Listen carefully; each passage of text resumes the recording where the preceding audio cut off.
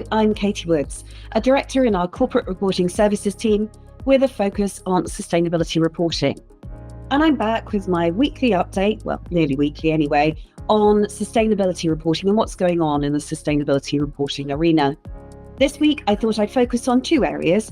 First, the March ISSB, that's the International Sustainability Standard Board meeting, and also the latest from the Securities Exchange Commission in the US on their climate rule.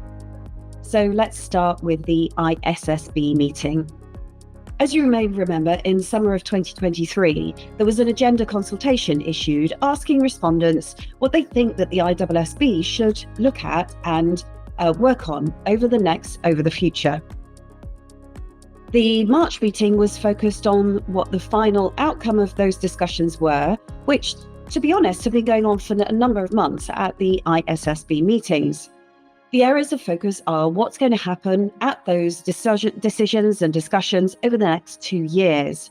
So the areas for focus were whether to begin new research and therefore start new standard setting, indeed whether to look at implementation of the current standards that are out there at the moment, or indeed to enhance the Sustainability Accounting Standards Board, the ISSB, industry-focused standards. There's also focus on connectivity of IFRS S1 and IFRS S2 with the financial reporting standards, so the IFRS financial reporting standards, as well as interoperability with other frameworks and other standard setters. And finally, the need to engage with stakeholders to make sure that the focus of any of those areas is appropriate for what stakeholders are looking for in the context of sustainability reporting.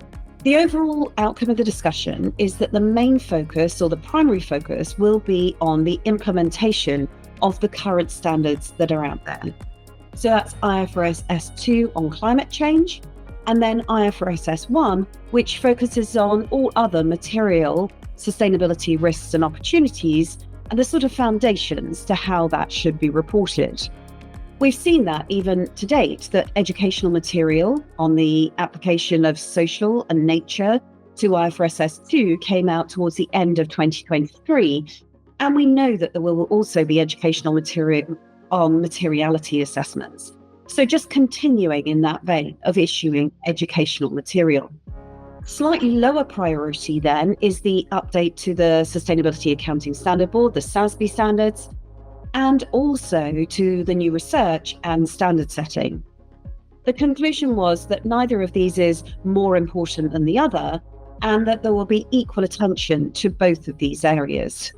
Those are really set up to give the ISSB the flexibility in relation to the implementation of the standards that are out there, but also to look at how we're moving forward, knowing that the world of sustainability reporting is moving so quickly.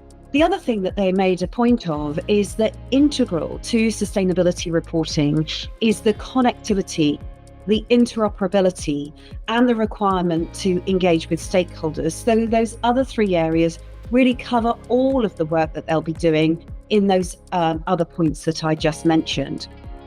So great news that a focus has been determined, they've worked out what they're going to do, and now we're certainly all, I'm sure, looking forward to the outcome of the next meetings and those discussions.